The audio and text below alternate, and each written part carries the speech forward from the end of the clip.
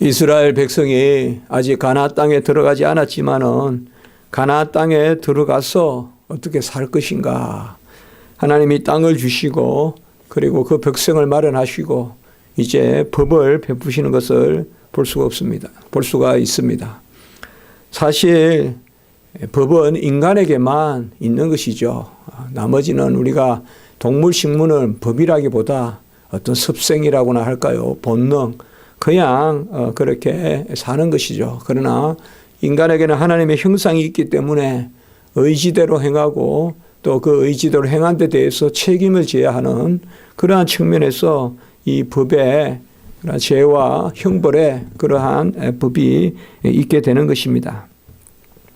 특별히 오늘 말씀에 우리가 33절 마지막에 보면 다른 신들을 섬기면 그것이 너희의 올무가 된다. 이렇게 말씀하고 있는 것을 또 우리가 볼 수가 있어요. 이러한 말씀들은 사실상 역사서가 가지고 있는 어떤 예언서적 그런 성격도 우리에게 미리 보여주고 있습니다. 다른 신을 섬겨서 올무가 되는 신은 믿음은 결코 한 가지를 더한다고 더하는 게 아니다. 그래서 우리가 계시록에도 나오지만 지난주에 우리가 오후에 보았지만은 말씀 하나를 더하면 그것이 하나님이 명령하신 것이 아니면 화를 더하는 것이고 저주를 더하는 것이다. 특별히 신들을 이렇게 더하여 섬기는 것은 더더욱이나 있을 수 없는 일이요. 그래서 출애굽기에서 이미 이방 신들이 너희의 올무가 된다. 이건 우리가 이제 특별히 선지서나 열왕기 특별히 상하 부분이나 이런 데 보면 이 이방 신들, 신상들, 목상들, 주상들 이런 것들이 얼마나 올무가 되고 하는 것을 볼 수가 있습니다. 그리고 오늘 7절에 또한 말씀해 보면 거짓 일을 멀리하고 무죄한 자와 의로운 자를 죽이지 말라. 제가 언젠가 기독론 책을 보다가 이 부분이 인용되는 것을 제가 보았어요. 이 부분을 인용하면서 출애굽기 2장 7절이 인용되면서 바로 예수님이 의로운 자로서 죽음을 죽었다. 의로운 자를 죽이지 말라. 이건 뭐 어떻게 보면 당연한 이야기 같은데 말이죠. 여기 성경에 이렇게 기록되어 있어요. 의로운 자를 죽이지 말라. 나는 악인을 의롭다 하지 아니하겠노라. 악인을 의롭다 하지 아니한다. 의로운 자를 죽이지 말라. 그런데 사실 우리 예수 그리스도께서는 이 율법에 어긋나는 그러한 무리들에 의해서 죽임을 당한 것이요. 바리새인 서기관들이 그렇게 이 23장 7절의 말씀을 알고 있었을 텐데 말이죠. 의로운 자를 죽이지 말라라는 말을 알고 있었을 텐데 바라바를 놓아주고 예수를 십자가에 못 박으소서. 군중들이 그렇게 하는 거 보면 사실상 이스라엘 백성에게 이런 한 구절 한 구절은 다 새겨져 있거든요. 그들에게 새겨져 있는데 사실상 말씀을 속으로 받지 아니하니까 그냥 죄인을 죽이는 이러한 것들을 우리가 볼 수가 있는 것입니다. 오늘은 몇 부분이 아주 여러 가지로 나타납니다. 앞부분은 지난주에 이어서 공평에 관한 거, 그리고 이제 이어서 절기에 관한 그런 말씀, 또 안식년과 안식월, 그리고 마지막 부분에 가보면 또 주의 사자가 앞서서 행한다. 이게 또 상당히 중요한 말씀이 또 이렇게 나오거든요. 주의 사자가 앞서서 행한다. 20절에 보면 내가 사자를 내 앞서 보낸다. 그렇게 하고 25절로부터 말씀해 보면 이제 뒷부분에 가면 우리가 신명기 같은 데 보면 축복과 저주의 장이 있지만 여기에 벌써 축복과 저주의 말씀이 또 나오는 거, 이런 것들을 볼 수가 있습니다. 그래서 이리적으로 뭘 하나 이렇게 말하기는 어렵지만 여러 가지로 오늘 전반부에는 하나님의 법, 그리고 주로 이제 재판, 형사법이 나오고 그 다음에 이어서 이제 의식법으로 크게 보면 절기, 이런 부분의 말씀, 안식년, 안식월 이런 것을 말씀하시고, 그리고 뒷부분에는 여호와의 사자가 행하시는 아주 중요한 그런 신학적 의미가 있는 그런 구절이고, 그리고 축복과 축복에 대해서 이렇게 하면 축복하겠다 이런 말씀을 담고 있습니다. 우리가 자연법이라는 게 있죠. 성문법으로 기록하지 않아도 근본법이라고도 하고, 이 세상에 사는 이치, 그런 자연법이 특별히 우리 인간들에게 주어졌다는 것인데, 자연법의 가장 중요한 것은 공평이죠. 공평. 그래서 철학자들은 그것을 공평 이런 것들을 뭐 지고선이다, 최고선이다 그렇게도 부르기도 합니다만은, 이미 우리가 보았지만은 이스라엘 법은 이렇듯 성문으로 하나님이 주신 법이에요. 사실 세상 법은 다 사람이 만들지만 이스라엘 법은 하나님이 친히 말씀해서 주셨단 말이죠. 그래서 기록하게 하신 그러한 성문법이 있지만, 또 이스라엘 백성은 지난주에도 우리가 말씀했듯이 끊임없이 하나님께 물어서 재판을 하는, 그래서 성문의 그러한 법전을, 뭐 법전이라기보다도 이 율법을 법으로 가지고 있지만 그것을 적용하는 그 불문에 기록되지 않은 재판을 귀하게 여긴다. 그래서 이스라엘 백성에 있어서 이 살아계신 하나님의 뜻을 묻는 것, 이런 것이 가장 중요한 그러한 재판의 규례다, 이런 것을 우리가 말씀을 했습니다. 그래서 이스라엘의 법은 이 신전의식이 있는 거예요. 하나님 앞에. 이 하나님 앞에서의 법의 집행이에요. 하나님 앞에서 하나님이 이것을 어떻게 판단하시느냐. 뭐 세상의 법은 그렇게 하지 않죠. 그러나 이스라엘은 이 신전의식이 재판에 잘 나타난다는 거. 하나님이 이렇게 보신다.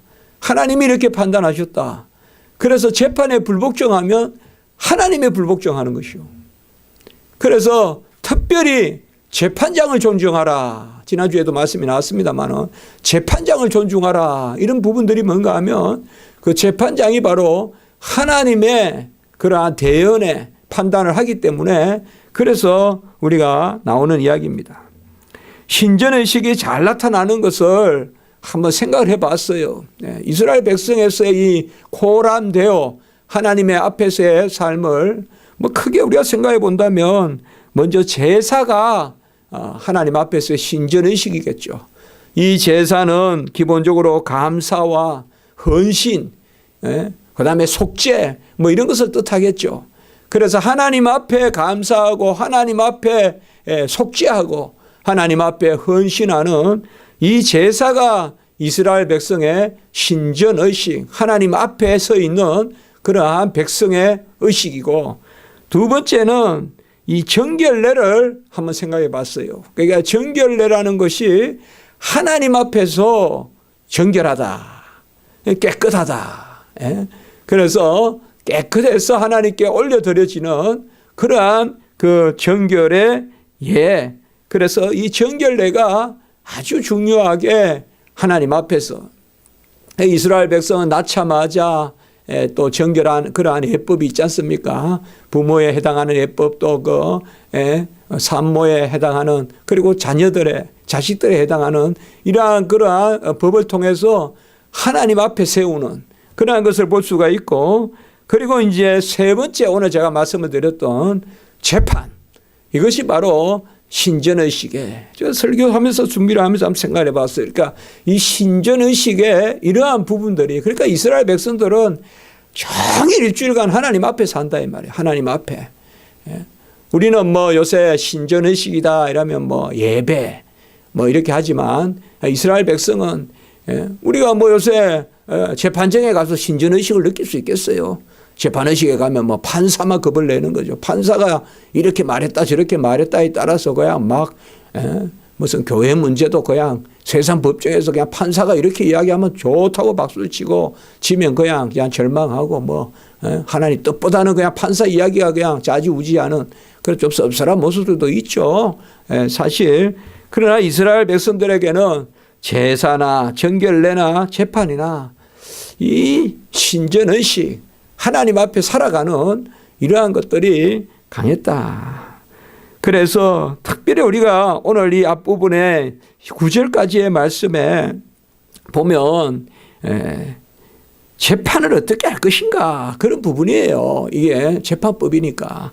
그래서 먼저 보면 1절에 보면 거짓된 풍설과 위정하는 정인이 되지 말라 이렇게 해서 가만히 보면 다 십계명과 관계가 돼요. 거짓 증거하지 말라 그걸 이야기하고 있고 2절에 보면 다수를 따라서 재판하지 마라.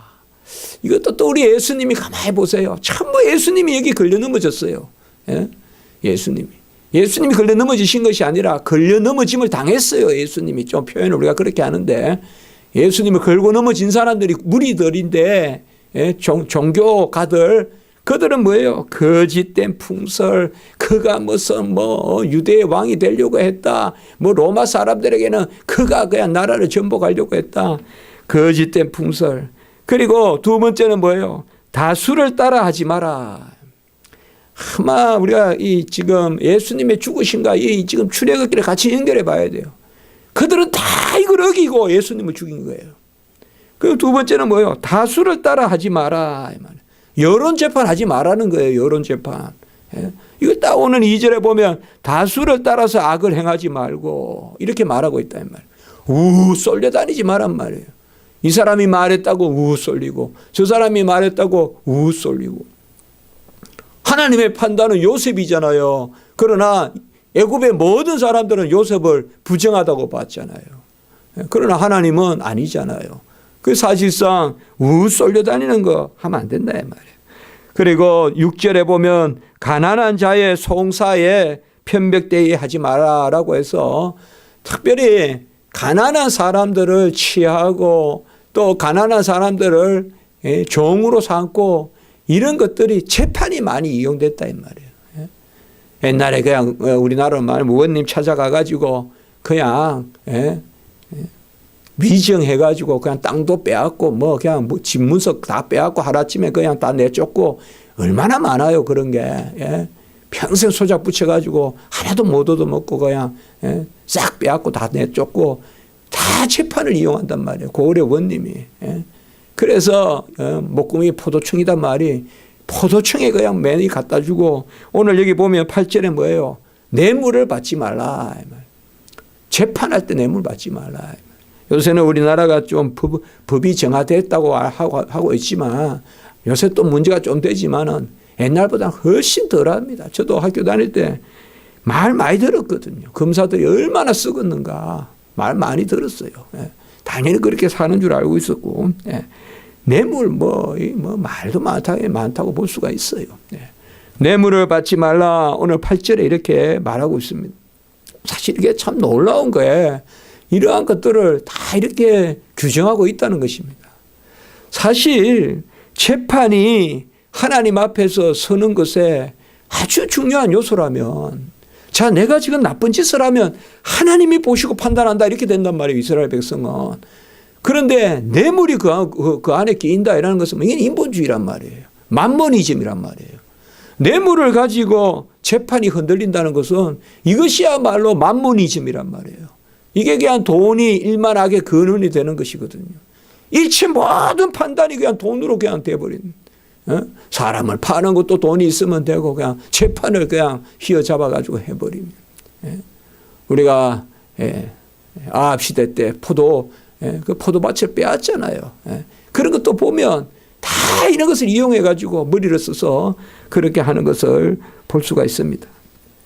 어쨌든 여러 가지 이러한 말씀들을 우리가 구체적으로 보기보다 나그네 된 자들과 가난한 자들의 송사를 편벽되게 하지 마라. 치우치게 하지 마라. 이런 것들을 말하고 있습니다. 유전, 무죄니, 무전, 유죄니 이런 꼭 현대적으로 다 있는 이야기 아닙니까? 재판이 올바르다면 얼마나 사회가 건전해지겠어요. 그러나 이걸 못 믿으면 교육이 되겠습니까? 뭐가 되겠습니까? 대충 속여도 돈 가진 사람은 풀려나고 돈 없는 사람은 맨날 그냥 빵 하나만 훔쳐 먹어도 어떻게 살아날 회생할 방법이 없고 이렇게 하면 안 되지 않겠어요? 물론 사정이야 다 우리가 또 헤아려 봐야 되겠지만 그러한 것들을 이야기하고 있습니다. 그래서 이 하나님이 우리에게 주신 법은 아주 이 고급스럽고 함께 살리고 그저 죄지었다고 그 사람을 죽여버리는 게 아니라 지난주에도 우리가 말씀드렸지만 막 이스라엘 법이 뭐 잔인하다 그냥 돌로 쳐 죽이라 하지만 그런 경우가 많지 않다. 하나님을 거역하고 부모를 거역하고 부부간의 대의를 어기고 그런 데만 그러는 거지 막 그 이스라엘 법은 뭐 구약은 잔인하고 그렇게 말하면 세상 법은 뭐 구약으로 말하면 구약 시대 다른 나라 법은 갖다 대보세요. 막 전부 다 죽여버리죠 그때는. 그러나 이 구약 시대 벌써 그 시대에 하나님의 법은 이러한 것을 살피고 있었다는 것이 우리에게 놀랐습니다. 그리고 오늘 10절로부터는 안식년과 안식일에 대해서 말하고 있습니다. 안식년은 다른 것이 아니라 엿새 동안은 그 땅 주인이 파종해서 거두면 그 땅 주인 거고 그리고 일곱째 해는 그 땅을 쉬게 하는 것입니다. 그 쉬게 하는데 그때는 그 땅을 쉬게 하는 것뿐만 아니라 그 땅에 뭐 다른 것이 난다든지 뭐 자연적으로 소산이 난다든지 하는 것은 그 땅 주인 것이 아닙니다. 그래서 안식년은 가난한 자도 먹게 하고 덜진 자도 먹게 하라라는 것인데 이 안식년의 의미가 뭔가 하면 그걸 우리가 잘 알아야 되는데 바로 7년에 한 번씩 땅을 쉬게 한다는 의미는 결국은 땅의 주인은 하나님이라는 것입니다. 땅의 주인은 하나님이다. 그래서 뭐 사실 토지 공개념이나 이런 것들이 여러 가지 기독교 단체에서 말이 많죠. 사실 우리 유명한 사람도 있지만 제가 이름은 거명하지 않겠지만 있었단 말이에요. 그러니까 토지에 대한 이런 이야기들 우리나라도 저도 신학교 다닐 때 또 우리나라도 그런 운동해야 된다. 토지 공개념, 뭐 지대 개념 이런 거 많이 이야기했는데 어쨌든 틀린 말은 아닙니다. 땅은 하나님의 것입니다. 땅은 하나님의 것이에요. 6년 동안 열심히 해서 번 것도 물론 하나님의 것이지만 그건 하나님이 소유권을 인정하지만 땅에 대해서 궁극적인 소유권은 하나님께 있거든요. 그래서 특별히 땅을 가지고 렌트를 받는 거 이런 것은 국가에서 좀 규제를 해 줘야 돼요 사실. 땅을 그냥 무한 경쟁으로 하면 안 된다 이거죠. 그건 정말 안 되거든요.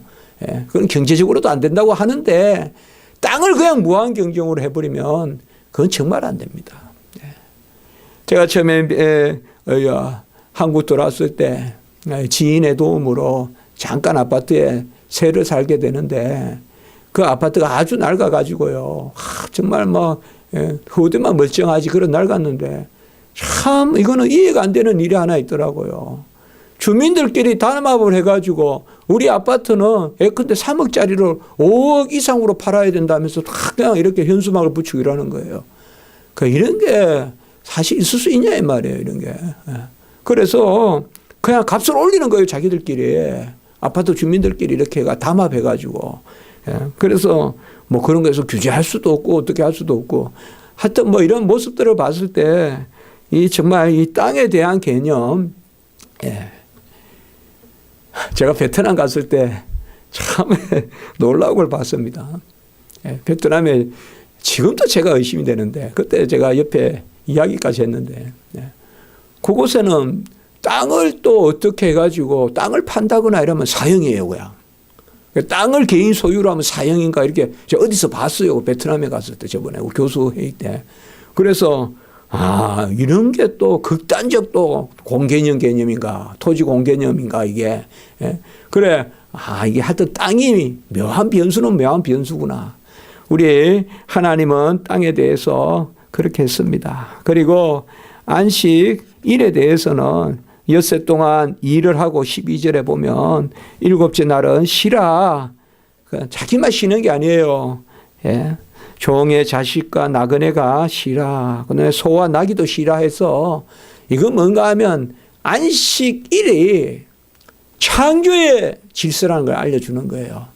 그러니까 이거는 우리 인간의 어떤 그런 윤리적인 뭐 인간의 어떤 그런 그 사회 규범적인 수준이 아니라 짐승도 쉬고 나그네도 쉬고 하는 그러한 창조의 규례다. 그래서 우리가 안식일 규례는 아시다시피 이미 창세기 우리가 개념이 나오지 않습니까? 1장, 2장에 걸쳐서 우리가 나오는 것인데 특별히 우리가 12절에 보면 내 여종의 자식과 나그네가 이 단어에 우리가 조금 주목을 하면 좋겠어요. 저도 이 단어를 그래서 다시 한번 더 찾아보고 이랬는데 숨을 돌리리라. 역시 예상했던 대로 이 숨은 네페시 이렇게 돼 있어요. 바로 생기를 불어넣으니 생명이 된지라 할 때 그때 쓰는 단어 네페시란 말이거든요. 이게 호흡이란 말이거든요. 그래서 창세기에 우리가 보면 생기를 불어넣으니 생명이 된지라. 그게 무슨 말인가 하면 인간의 인격과 그리고 생명 존중 사상 그런 걸 가지고 일시키라 이 말이에요. 그거를 하나님이 알려주시는 거예요. 여기서 숨을 돌리게는 해주라. 아주 그냥 사람을 그냥 막 죽이듯이 하지 마라 이 말이에요. 아주 옛날에 제가 읽었던 그 정글이라는 책이 있었는데 그 미국의 그 소설입니다. 거긴데 그게 미국의 1910년도 20년도 아마 그때 거예요. 그 소설인데 정글이라는 소설인데 그게 뭐냐면 막 그냥 그 젊은 사람들 여자들 어린 아이들이 노동하는 그런 시대예요. 그걸 정글이라고 표현했어요. 그러니까 미국에도 그런 시대가 있었다. 그걸 제가 봤는데 막 그냥 그거 하는 거죠. 또 제가 최근에 신문을 봤는데 시에라리온이라는 아프리카의 그 있잖아요. 우리가 옛날에 보면 아프리카 왼쪽에 툭 튀어나온 그 마지막 튀어나온 곳이 시에라리온이라는 이게 무슨 동네인가 하는데 거기는 정말 하루 종일 아이들이 하루 종일 학교 안 가고 버는 게 100원이더구만요. 100원. 그거 100원을 버는데 그 아이들이 학교도 못 가고 그리고 그렇게 하는 것을 보았어요. 그래서 하여튼 여기 보면 숨은 돌리게 해주라. 그러니까 우리나라도 요새 최저 노동시간이니 이제 근로시간이니 이런 것들 이야기하는데요. 하여튼 이렇게 우리가 왜 나누는가 하면 이 하나님의 법이 참 묘하다 이 말이에요. 결국은 뭡니까? 이 아까 안식년이 땅의 질서라면 안식일은 노동의 질서다. 이렇게 볼 수가 있어요, 우리가요. 하나님 다 질서 가운데, 하나님 질서 가운데 행하게 한다, 이 말이에요. 땅도 쉬게 해주라. 땅은 하나님의 것이다. 땅도 쉬게 해주라. 너무 자연도 그렇게 속박하지 마라. 그리고 사람, 특별히 안식일에도 사람도 쉬게 해주라. 자연도 쉬게 해주라. 짐승도 쉬게 해주라. 그러니까 이런 것들이 사실 어떻게 보면 우리가 참 부자가 천국 가는 것이 약대가 바늘기보다 들어가기 어렵다. 그거는 부자 자체라기보다 부자의 속성 아니겠어요? 부자의 속성은 뭐예요? 더 모으면 더 모으고 더 모으고 끝없이 모으려고 하는 거잖아요. 그게 바로 하나님 질서를 파괴하는 거거든요. 무한한 욕심이 있잖아요. 그런 무한한 욕심을 가진 것을 하나님 싫어한다 이 말이에요. 그 부자가 천국 가기가 약대가 바늘기 들어가는 것보다 어렵다. 이제 그런 것을 또 생각해 볼 수가 있어요. 그러니까 하나님은 참 보면 참 하나님대로 이렇게 하나님 질서대로 공부도 하고 일도 하고 이러면 너무 일에 치여서 사람이 노예가 되고 또 공부에 치여서 극단적인 생각도 하고 아이들이 하는 이런 것들이 좀 무마되지 않을까. 우리 사회도 좀 이제 좀 이런 것도 더 깊이 좀 생각해 봐야 된다. 너무 이렇게 막 성취지향적으로만 이렇게 할 게 아니라 너무 성취지향 모든 대화가 누가 누구보다 낫다는 대화 계속 그런 대화만 이렇게 중심이 되고 모든 방송 모든 스포츠 보면 계속 누가 더 맛있다 누가 더 잘한다 계속 그렇잖아요. 그냥 같이 이렇게 하는 건 잘 없잖아요.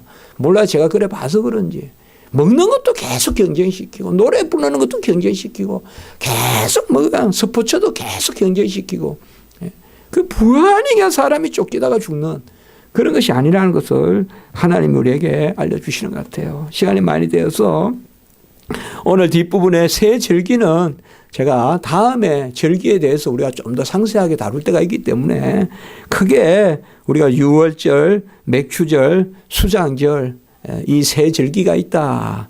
특별히 이제 유월절로 시작되는, 그러니까 사실상 무교절이죠. 우리가 새 절기라 하면 유월절, 무교절을 우리가 같이 보고, 6월절이 14일 저녁부터 시작된다면 이제 무교절은 그 다음 날부터 일주일간 시작되잖아요. 그래서 6월절이 1월 14일 저녁이면 이제 무교절은 1월 15일부터 21일까지 이렇게 되지 않습니까? 우리나라로 하면 봄입니다, 여기가. 그래서 이스라엘은 소위 하나님의 달력, 종교력으로 하면 봄이 1월이고 자연력으로 하면 9월이 1월이고 이렇습니다, 이스라엘은.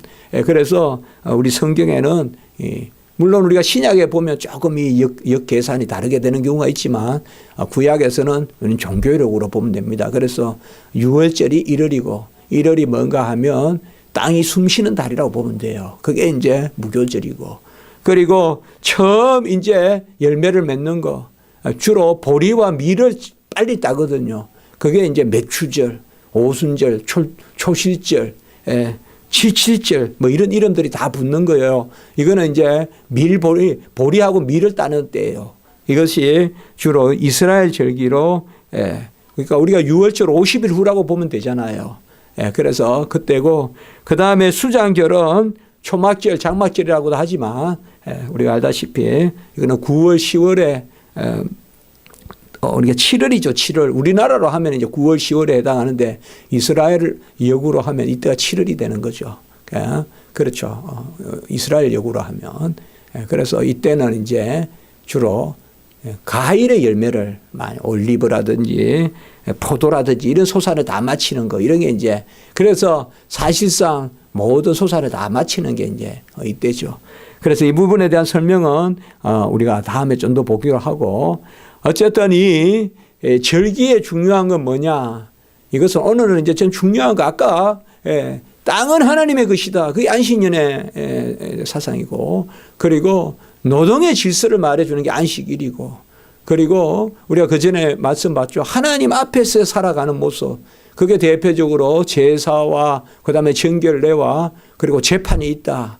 그런 것들 우리가 좀 잘 새기면 좋겠어요. 그러니까 제사도 하나님 앞에서, 예배를 하나님 앞에서 드리듯이, 그리고 절기는 어떤 의미를 갖느냐 하면 1년의 삶이, 한 해의 삶이 바로 우리 사람의 한 해라는 개념으로 돌아갈 때 그게 바로 하나님의 달력으로 돌아간다. 우리는 그것이 바로 절기의 의미입니다.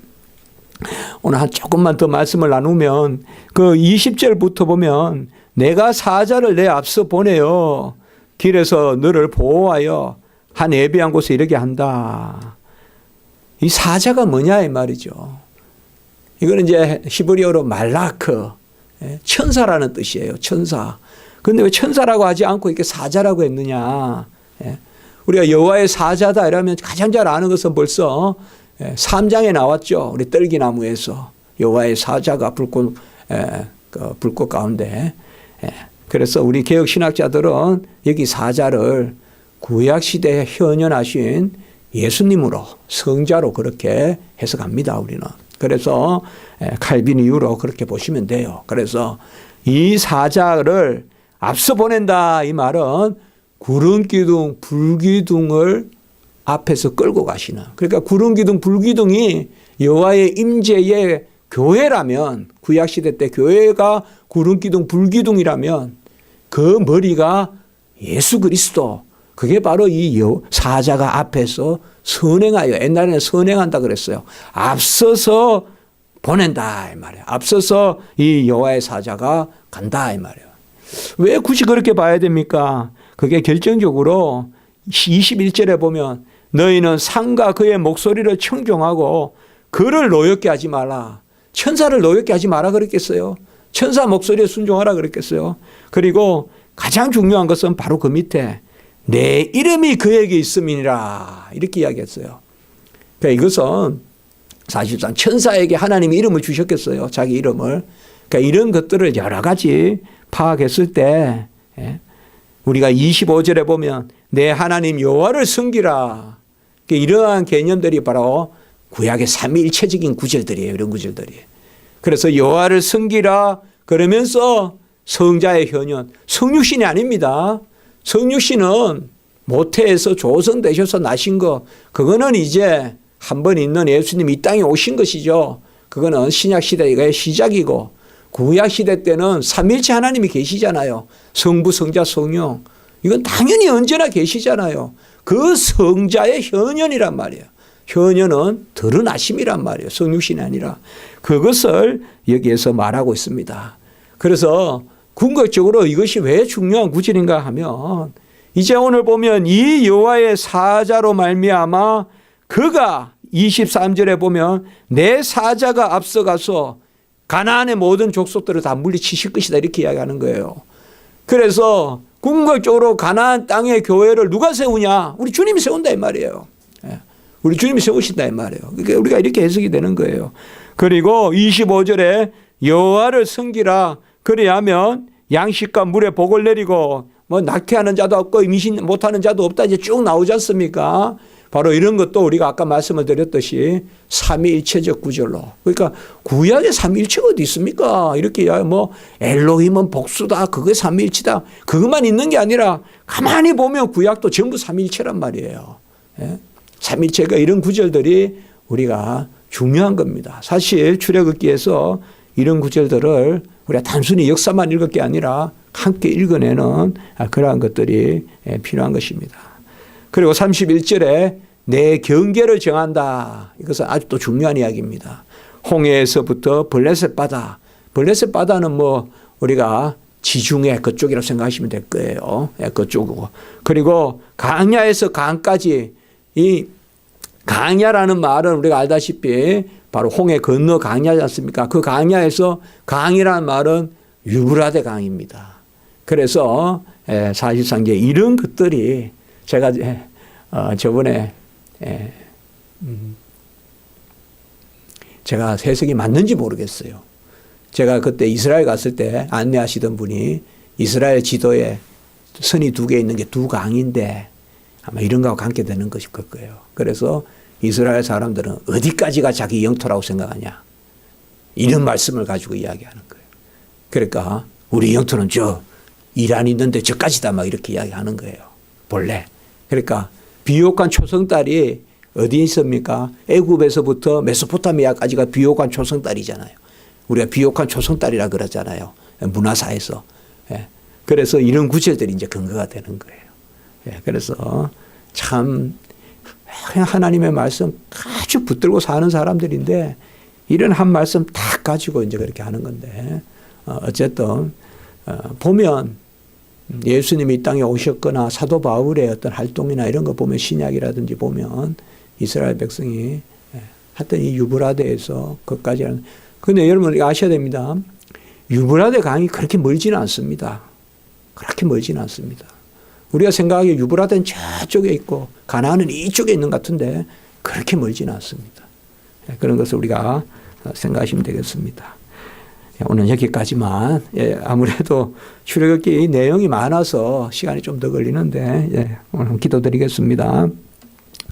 거룩하고 자비로우신 하나님 아버지, 오늘 귀한 말씀을 주셔서 공평의 하나님, 또 아버지와 하나님 앞에서 살아가는 이스라엘의 모습들, 그리고 또 하나님의 안식년을 통하여 땅은 하나님의 것임을 또 알려주시고 안식일을 통하여 또 수고하는 것이다 하나님께 있음을 또한 알려주시며 또 여호와의 사자가 앞서 행하시는 그런 또 말씀을 통하여 삼위일체 하나님의 역사가 또 우리 안에 어떻게 아버지여 참 역사 가운데 나타남을 또 배웠습니다.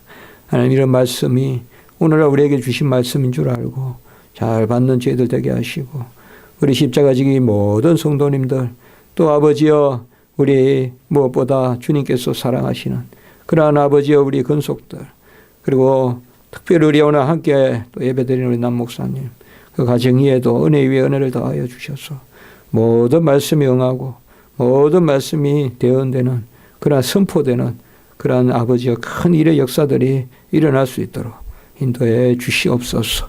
이제 우리 기도할 때 하나님 응답하시옵소서. 구주 예수 그리스도 이름으로 감사하며 기도드리옵나이다. 아멘.